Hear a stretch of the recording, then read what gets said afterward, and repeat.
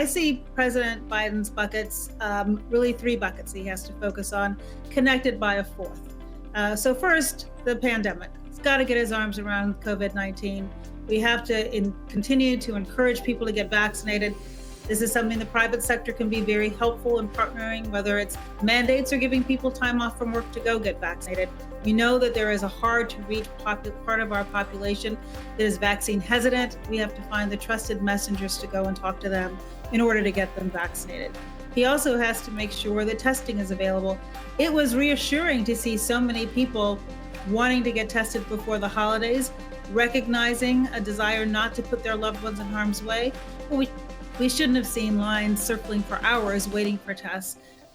This week, of course, he announced the ability for everyone to get 4 tests for free. I went online. It's the easiest thing in the world to do. Everyone should do it, but that's not going to yet meet the demand. So beefing up our testing is something that's also important.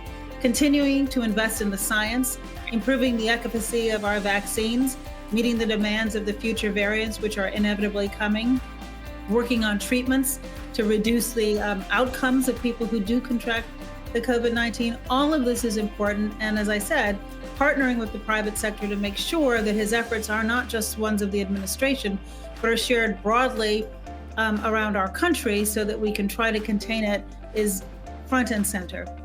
The second bucket, of course, is the economy, tied to the first. One of the best ways of strengthening our economy is to get this pandemic under control.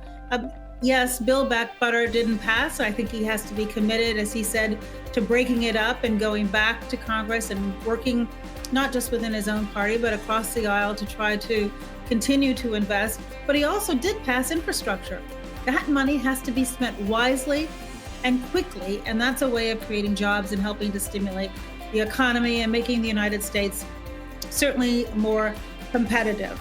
And doing so will help restore people's confidence about government and its ability to work on the executive branch.